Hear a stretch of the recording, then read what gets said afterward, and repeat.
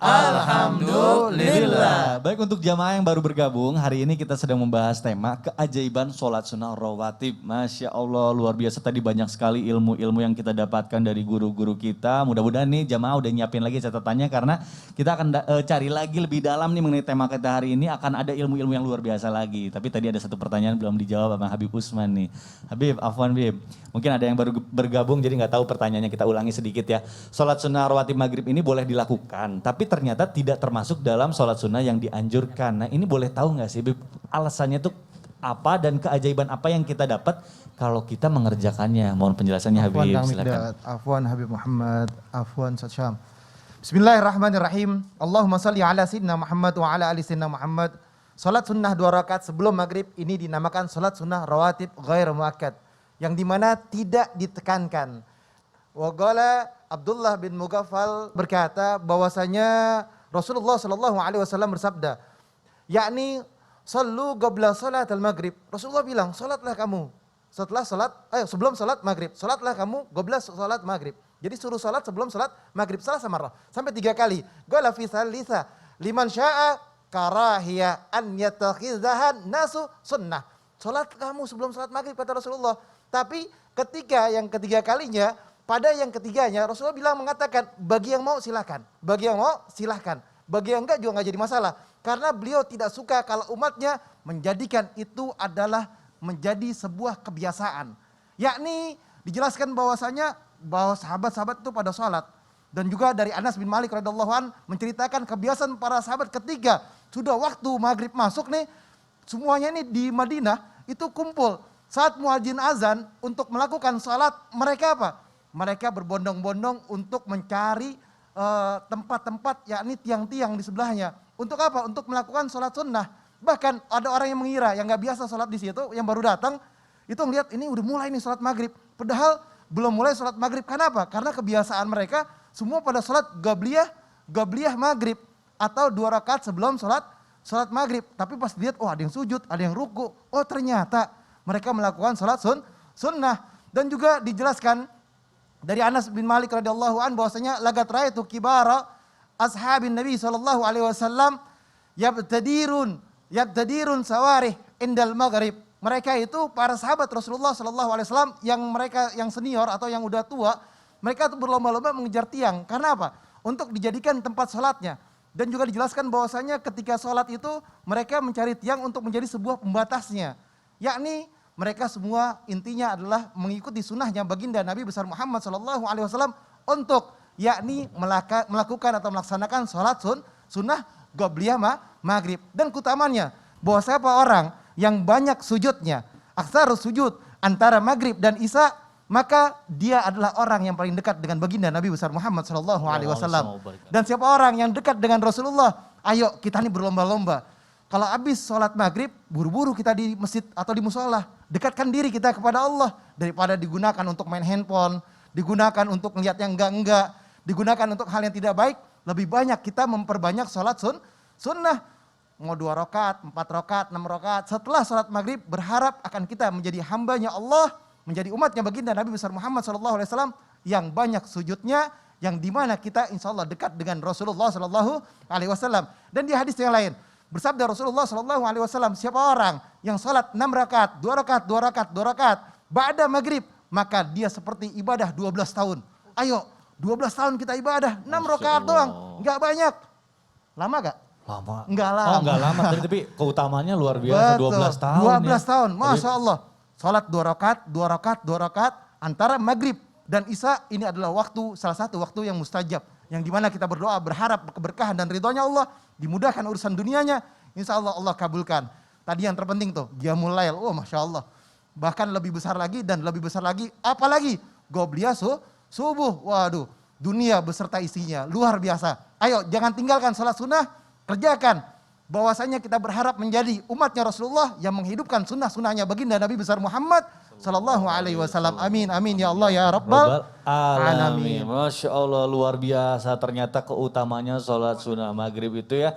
Mudah-mudahan menjadi catatan untuk kita semua supaya kita lebih menjaga lagi sholat sunnah-sunnah yang dianjurkan oleh Rasulullah Shallallahu Alaihi Wasallam. Baik, tadi sedikit saya mendengarkan tadi Habib Usman menjelaskan tentang sholat sunnah rawatib itu terbagi dua. Ada yang rawatib mu'akkad sama ghairu mu'akkad. Nah ini mungkin saya mau ke Ustadz Syam nih. Ustadz Syam, afwan nih. Saya pengen tahu lebih jelas lagi, lebih detail lagi. Apakah ada perbedaan antara rawatib mu'akkad dan ghairu mu'akkad? Dan apakah ada perbedaan keutamaan antara mu'akkad dan ghairu ini nih? Mohon penjelasannya. Silakan. Baik, guru-guruku Habib Muhammad, Habib Utsman, Mas Mikdad serta para guru-guru kami yang dimuliakan Allah Subhanahu wa taala, para alim ulama yang dimuliakan Allah Subhanahu wa taala. Jadi ada yang dilakukan Nabi Shallallahu alaihi wasallam itu benar-benar Nabi melaksanakannya terus, bahkan diwajibkan untuk dirinya. Contoh misalnya sholat lail, sholat tahajud. Nabi itu mewajibkan atas dirinya sholat tahajud ini. Subhanallah. Kemudian ada lagi yang dilakukan oleh Rasulullah Sallallahu Alaihi Wasallam tidak pernah ditinggalkan kecuali sesekali. Supaya apa ditinggalkan sesekali? Supaya memberikan pengertian kepada para sahabatnya, kepada umatnya bahwasanya ini tidak wajib. Contoh misalnya kumur-kumur dalam wudhu. Nabi itu kumur-kumur terus ketika berwudhu. Tapi pernah tidak berkumur-kumur supaya apa? Supaya para sahabat tahu, oh ternyata kumur-kumur tidak wajib. Karena dalam Al-Quran disebutkan langsung wajah, kemudian tangan sampai siku, kemudian kepala, kemudian kaki sampai mata kaki. Subhanallah. Jadi ada yang pernah ditinggalkan. Nah ini disebut dengan muakkad. Sesuatu yang jarang atau tidak pernah ditinggalkan oleh Rasulullah SAW. Dan sangat dianjurkan oleh baginda Nabi SAW meninggalkannya tidak pernah walaupun hanya sesekali. Kenapa ditinggalkan? Nabi meninggalkannya, maksudnya Nabi meninggalkannya sesekali untuk apa? Untuk memberitahukan kepada para jamaahnya, kepada para sahabatnya dan kepada para umatnya untuk apa? Bahwa ini adalah sesuatu yang tidak diwajibkan. Karena Nabi itu tidak mau memberatkan. Islam itu agama yang tidak akan memberatkan. Ada misalnya teman kita baru hijrah, udah diajarin sholat rawatib. Wah, baru hijrah dia bilang banyak banget nih sholat. Bukannya cuma 5 ya, perasaan sebelum masuk Islam saya ini tahunya sholat cuma 5 kali, ini kok banyak banget gitu. Jadi sayang juga teman kita yang baru bertaubat. Jadi Nabi itu tidak mau memberatkan. Nah ada juga yang ghairu muakkad. Kalau muakkad tadi sangat dianjurkan. Nabi tidak pernah meninggalkannya, cuma sesekali meninggalkannya untuk memberitahu bahwa ini tidak wajib. Yang kedua ada yang ghairu muakkad. Ghairu muakkad, sesuatu yang Nabi lakukan sesekali saja. Sesekali saja Nabi lakukan untuk menunjukkan bahwa ini adalah baik. Namun tidak memberatkan untuk kalian. Contoh misalnya sholat sunnah yang namanya qoblal isya. Sholat sunnah 4 rakaat sebelum isya itu adalah ghairu muakkad. Kemudian sholat sunnah yang namanya sholat sunnah setelah zuhurnya dia melaksanakan itu bukan sesuatu yang muakkad, yang sangat dianjurkan. Misalnya sholat sunnah qoblal asr, sebelum asar Nabi melaksanakan tapi tidak selalu melaksanakan. Contoh misalnya puasa Senin Kamis. Puasa Senin Kamis itu Nabi SAW mengerjakan. Tapi ada beberapa pekan yang Nabi juga tidak mengerjakan. Supaya apa? Supaya diketahui bahwa ini bukanlah sesuatu yang wajib. Dalam riwayat disebutkan ada yang muakkad 10 rakaat. 10 rakaat muakkad. Yang pertama adalah sebelum subuh. 2 rakaat sebelum subuh itu adalah yang sangat dianjurkan oleh baginda Nabi SAW, lebih baik daripada dunia dan isinya. Kemudian 2 rakaat sebelum zuhur. Kemudian 2 rakaat setelah zuhur, udah 6 rakaat ya. Jadi kalau zuhur itu ada 4 rakaat, 2 rakaat sebelum dan 2 rakaat setelahnya. Kemudian setelah maghrib 2 rakaat, setelah maghrib jadi asar tidak punya rawatib yang muakkad banget. Dan juga setelah isya 2 rakaat. Ada yang dikerjakan Nabi di rumahnya, ada yang dikerjakan Nabi di masjid. Contoh misalnya sholat sunnah ba'diyah zuhur, Nabi mengerjakan di rumahnya. Sholat sunnah ba'diyah maghrib, Nabi mengerjakan juga di rumahnya. Maka ini adalah sesuatu yang sangat dianjurkan. Makanya disebut dengan muakkad. Sesuatu yang sangat rugi kalau kita meninggalkannya. Nabi SAW sangat jarang untuk meninggalkannya. Meninggalkan sesekali hanya untuk menunjukkan bahwa ini tidak wajib. Wallahu ta'ala. Waduh, Masya Allah. Ini penting banget nih. Mudah-mudahan jamaah tadi ya nonton sambil nyatet nih. Karena ini ilmunya luar biasa mengenai keutamaan dari dari sholat sunnah qobliyah dan kita jadi tahu perbedaannya mana tadi yang rawatib muakkad dan juga ghairu muakkad. Masya Allah. Terima kasih Ustaz Syam penjelasannya. Nah sekarang saya mau ke Habib Muhammad Syahab nih. Habib, afwan Habib. Punta nih, kita dari tadi bicara manfaatnya, pasti kita Kirain juga... nggak kebagian dari tadi nunggu. Aduh, kebagian Habib. Nih, kalau misalnya Habib, saya ketinggalan nih sholat sunnahnya nih, rawatibnya nih. Saya pengen nih, tapi udah ketinggalan karena waktunya udah mepet. Boleh nggak sih kalau misalnya sholat sunnah rawatibnya itu dikodo? Nah, ini terus waktu yang tepat untuk mengkodonya itu kapan Habib untuk sholat sunnah rawatib ini? Mohon penjelasannya Habib, silakan. Baik. Bismillahirrahmanirrahim. Saya minta tolong mungkin Ustadz Syam, afwan. Siap Habib. Di depan sebagai imam misalnya. Artinya ketika kita masuk masjid. Baik. Ini dalam ilmu fiqih.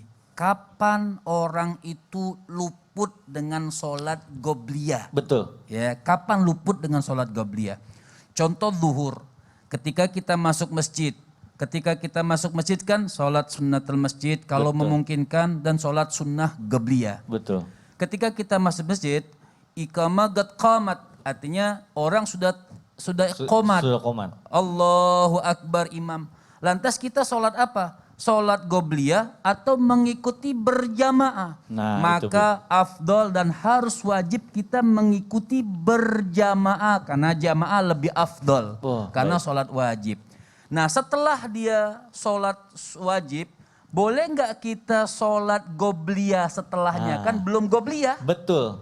Kalau gobliyah itu artinya sholat sunnah sebelum zuhur. Betul. Ba'diyah sholat sunnah setelahnya. Setelah zuhur. Nah ini gobliyah belum. Betul. Nah karena maka tadi Goidah Figi mengatakan kapan keluarnya sholat sunnah gobliyah kalau sudah keluar waktu zuhur. Waktu zuhurnya masih nggak? Masih. Masih. Masih. Mungkin masih 2 jam. Berarti dia masih boleh sholat sunnah gobliyah dan adaan, bukan kodoan. Adaan, habis sholat sunnah gobliyah adaan, dia boleh melanjutkan sholat sunnah ba'diyah. Ya, Itu hukumnya. Sama seperti sholat sunnah asar yang ghairu muakkad. Betul.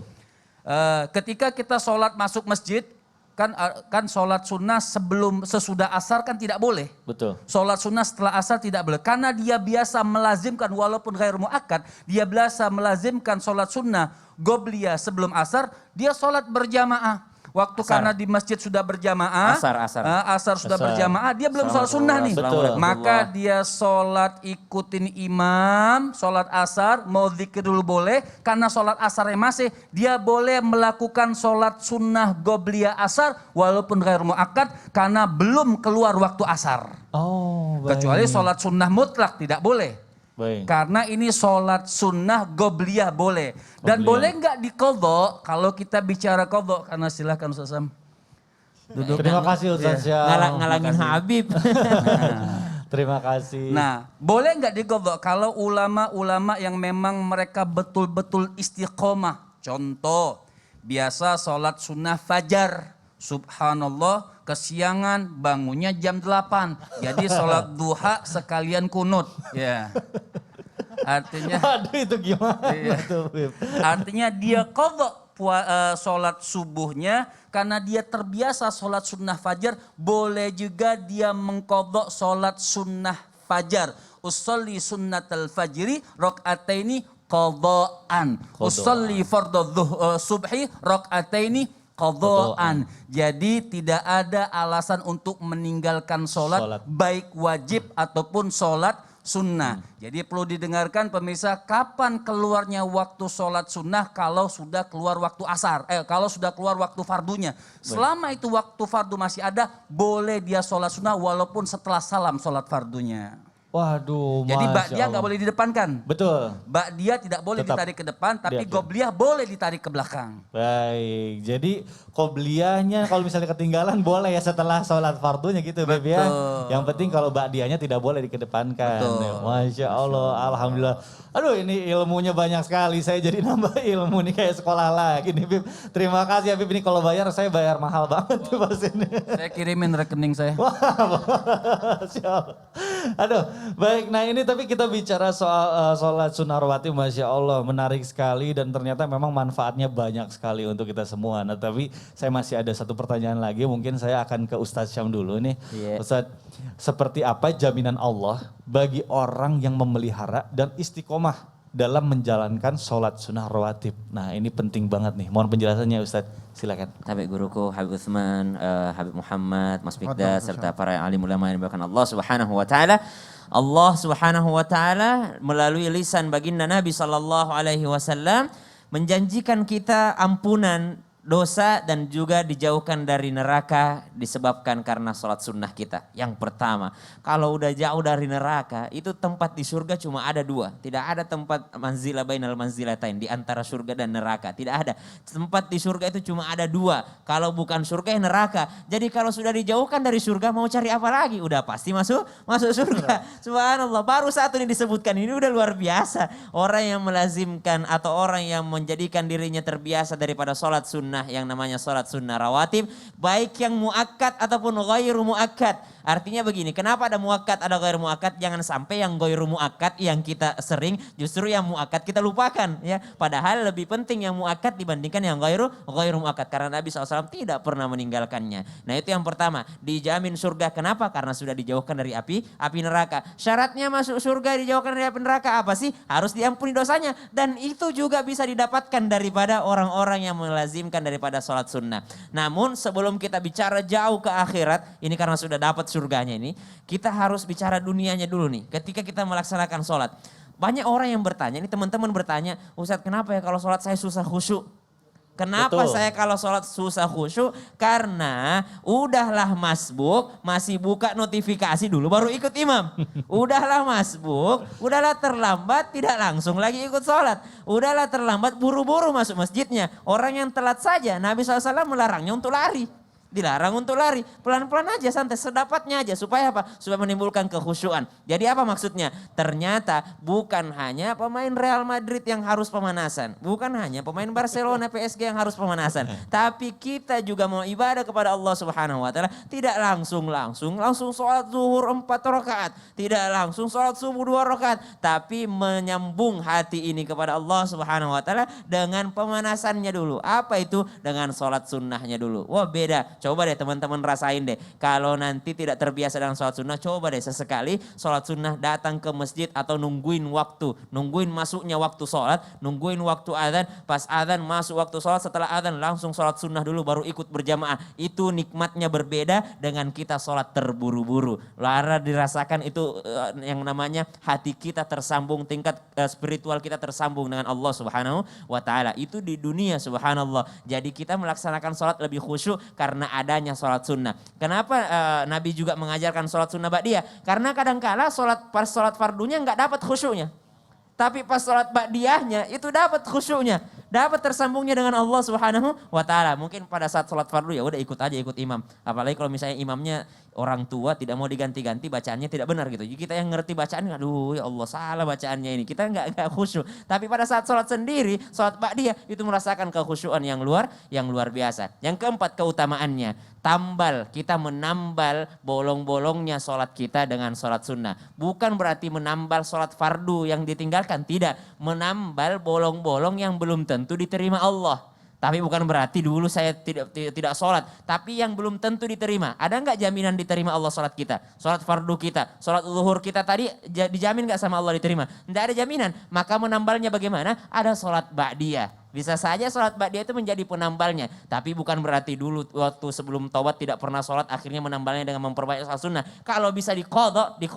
Berapa lama ditinggalkan itu sholat fardu yang sebelumnya, maka qadha lah, gantilah. Nah lain lagi dengan sholat sunnahnya, subhanallah. Maka dari itu Allah Subhanahu wa taala bukan hanya memberikan kita sholat fardu sebagai kewajiban, yaitu untuk Allah Subhanahu wa taala, tapi juga ada sholat sunnah. Untuk apa? Untuk diri kita sendiri menjadi keutamaan bagi kita. Yang jelas surga bagi orang-orang yang menjalankan sholat sunnah rawatib. Masya Allah, alhamdulillah. Jadi manfaatnya bukan hanya nanti di akhirat, tapi di dunia aja kita Benar. sudah mendapatkan keutamaan yaitu terkoneksi dengan Allah, terhubung sama Allah ya secara spiritual. Pernah dengar gak sih ada orang yang nanya gini, Ustadz di surga masih sholat gak sih? Nah itu dia tuh. Udah gak sholat lagi, makanya nikmati sholat di dunia. Waduh, Masya Allah. Alhamdulillah, terima kasih Ustaz Syam penjelasannya.